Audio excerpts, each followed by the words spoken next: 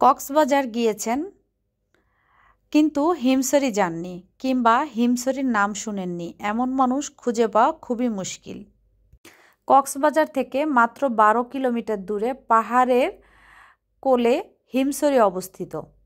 হিমছড়িতে রয়েছে ছোট বড় বেশ কিছু ঝর্ণা, প্রাকৃতিক দৃশ্য, বিস্তীর্ণ সমুদ্র সৈকত, সবুজে ঘেরা মেরিন ড্রাইভ রোড আর পাহাড়ের কাছে গিয়ে সূর্যাস্ত উপভোগ করার সুব্যবস্থা।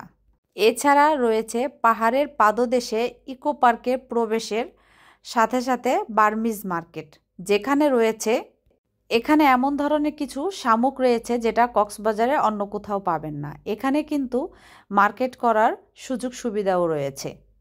হিমছড়ি যেতে হলে কক্সবাজার থেকে খোলা জিপ সেগুলা কিন্তু সবসময় কক্সবাজারের যে কোনো বিচ বা যে কোনো প্রান্ত থেকে ছেড়ে যায়, অথবা আপনারা রিক্সা, অটো, ইজি বাইকেও যেতে পারবেন। তো আমি যেভাবে গেলাম, আমি একটি রিক্সা নিয়েছিলাম যেটা আসা যাওয়া আপ ডাউন 400 টাকা নিয়েছে, যেটা আমাকে হিমছড়ি ঝর্ণায় পৌঁছে দিবে এবং আমরা যতক্ষণ ওখানে স্টে করি আবার নিয়ে আসবে।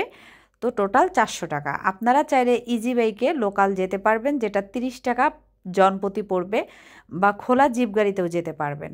মেরিন ড্রাইভ রোডে ঢুকতেই দেখবেন রাস্তার দুই সাইডে সারি সারি ঝাউবনের গাছ এবং দেখতে পারবেন সারি সারি পাহাড় এবং বিস্তীর্ণ সমুদ্রের সৌন্দর্য।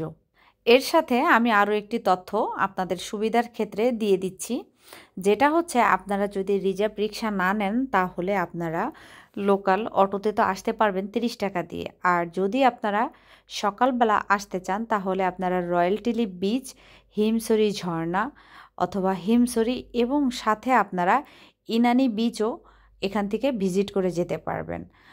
আর এখানে রয়েছে মেরিন ড্রাইভে আরও 2টি পার্ক, যেটা ট্যুরিস্টদের জন্য খুবই অন্যতম। তো আমি অলরেডি হিমছড়ির কাছাকাছি চলে এসেছি। এই যে সারি সারি পাহাড়গুলি দেখে কিন্তু আমার বেশ ভালো লেগেছে, যেটা মন মুগ্ধ করে দিয়েছে।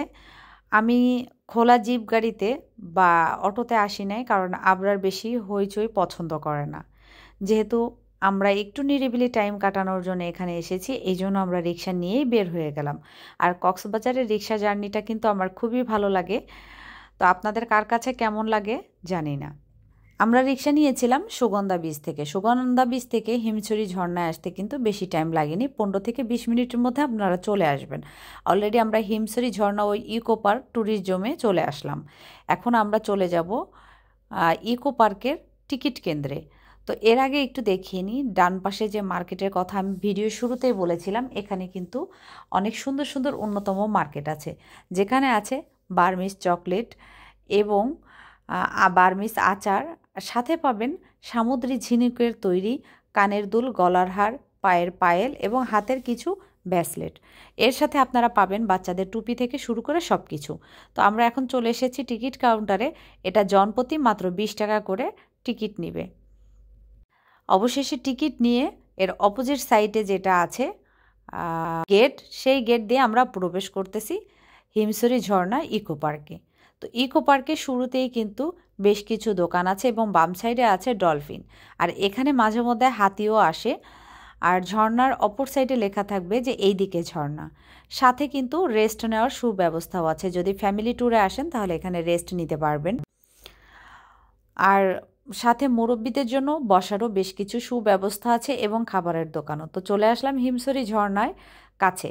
এখানে ছবি তোলার জন্য খুবই সুন্দর কিছু প্লেস আছে, উপরেও কিন্তু ঝর্ণা আছে, ছবি ভিডিও সব কিছু আপনারা এখান থেকে করতে পারবেন, সেই সুব্যবস্থাও আছে।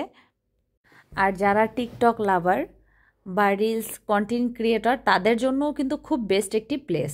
আপনারা কিন্তু কক্সবাজার আসলে হিমছড়ি ঝর্ণা আসতে ভুলবেন না। খুবই রিজনেবল প্রাইজের মধ্যে খুবই সুন্দর একটি ট্যুরিস্ট জোন। তো যাই হোক, এখানটা ঘুরতে বেশিক্ষণ লাগেনি, এখানে আমরা বেশিক্ষণ ছিলাম না। এরপরে আমরা ইকো পার্কের হিমছড়ি ঝর্ণার যে উপরে পাহাড়টা, আমরা পাহাড়ে যাব, কারণ ঝর্ণার এখানে আমরা বেশ কিছুক্ষণ ছিলাম। আর এর থেকে বেশিক্ষণ থাকলে আবরার এখন পানিতে ভিজতে যাবে। বিকাল যেহেতু হয়ে গিয়েছে, আমার মতো এখানে অনেক মানুষ এসেছে, শুধু আমরা নয়, আর এই জায়গাটা কিন্তু ছবি তোলার জন্য বা রেস্ট নেওয়ার জন্য বা রিলস, টিকটক ভিডিও যাই বলেন তাই পাবেন। সাথে আর একটা কথা বলে দিই আপনাদের সুবিধার ক্ষেত্রে, যেমন কক্সবাজার বিচের সাথে ডিএসএলআর ক্যামেরাম্যান পাবেন, ঠিক তেমনি আপনারা কিন্তু হিমছড়ি ঝর্ণাতেও ডিএসএলআর ক্যামেরাম্যানও আপনারা পেয়ে যাবেন। এখানে ডিএসএলআর ক্যামেরাম্যান অল টাইমই থাকে, যেখানে মানুষের ছবি তুলে দিবে। যেহেতু আমাদের ফোন একটু মোটামুটি ভালো মানের, তো আমাদের আর ডিএসএলআর ক্যামেরার প্রয়োজন হয়নি। আর সাথে এই আঙ্কেল আন্টিটার ক্যাপশন আমি এই কারণে নিয়েছি, ওনাদের জড়িটা আমার কাছে খুবই ভালো লাগতেছিল। তো এখন চলে যাব হিমছড়ি যে পাহাড়টার কাছে। তার আগে আপনাদের দেখিয়ে নিই, বাম পাশে যে খাবারগুলি বিক্রি হচ্ছে, ফলগুলি, সেটা খুবই স্বাস্থ্যসম্মত এবং বিভিন্ন রকম ফল যেটা ইন্ডিয়াতে বিক্রি হয় একটি পিরিসে অনেক আইটেমে। তো এখানে লেখা আছে হিমছড়ি ঝর্ণা ইকো ট্যুরিজম কেন্দ্র স্বাগতম। উপরে ওঠার আগে যদি হার্টের রুগী থাকে তাহলে উঠবেন না। প্রথমে যখন আমরা সিঁড়িটা উঠতেছিলাম, তো সিঁড়িতে ওঠার আগে আমি কিন্তু বার্মিসের চকলেটের দোকানদারের কাছে জিজ্ঞেস করেছি উপরে কী আছে। বলছে গেলেই দেখতে পাবেন। প্রায় 100 সিঁড়ি পার হয়ে এই যে এই পর্যন্ত আসছি। আঙ্কেলটা বলতেছে রেস্ট নাও, যার হাতটা দেখলেন হাতে ইশারা বলতেছে। তো ফার্স্ট সিঁড়ি উঠতে যতটা কষ্ট না হয়েছে, সেকেন্ড সিঁড়ি উঠতে কিন্তু খবর হয়ে গিয়েছে। দেখুন সেকেন্ড সিঁড়ির অবস্থা কি, এতটাই উঁচা। আর এই যে ডান পাশে যে প্লেসটা আছে এখানে ছবি বা ভিডিও করার জন্য। এরপরে থার্ড যে সিঁড়িটা পার হলাম, আলহামদুলিল্লাহ কিচ্ছু বলার নাই। যাই হোক, থার্ড সিঁড়িটা প্লেন ছিল, উপর থেকে উঁচু পাহাড় থেকে কিন্তু নিচের দৃশ্যটা খুবই ভালো লাগতেছে।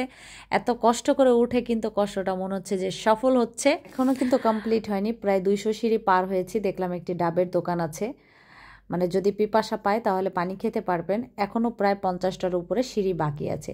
3 ধাপে সিঁড়িতে উঠতে হবে, 2 ধাপ পার করে চলে এসেছি। এখন লাস্ট যে ধাপটা সেটা। তো এই ধাপে এসে কিন্তু মনটা একদম ভরে গিয়েছে, যে আসলেই খুবই ভালো লেগেছে পাহাড়ের উপরে উঠে। এখানে কিন্তু আপনারা সি ফুডের একটি শপ পাবেন, যেটা রেস্টুরেন্ট টাইপের। সি ফুড থেকে শুরু করে আপনারা পানি, জুস, কফি যাই চান এখানে পেয়ে যাবেন। সাথে কিন্তু রেস্ট নেওয়ার জন্য জায়গা আছে এবং চারো সাইড থেকে পাহাড়টা উপভোগ করারও সুব্যবস্থা আছে। আর এখান থেকে কিন্তু সূর্যাস্তের ডোবার দৃশ্যটা দেখার মজাও পেয়ে যাবেন, বা ঘোরাঘুরি, কন্টেন্ট ক্রিয়েট বা ছবি যাই বলেন সব কিছুর সুব্যবস্থা আছে। তো এই যে পাহাড়ের অপোজিট সাইডগুলি, সেগুলি আমরা ঘুরেছি এবং ভিডিও আপনাদের সাথে শেয়ার করার চেষ্টা করেছি। সাথে কিন্তু দোলনা ছিল ছবি তোলার জন্য।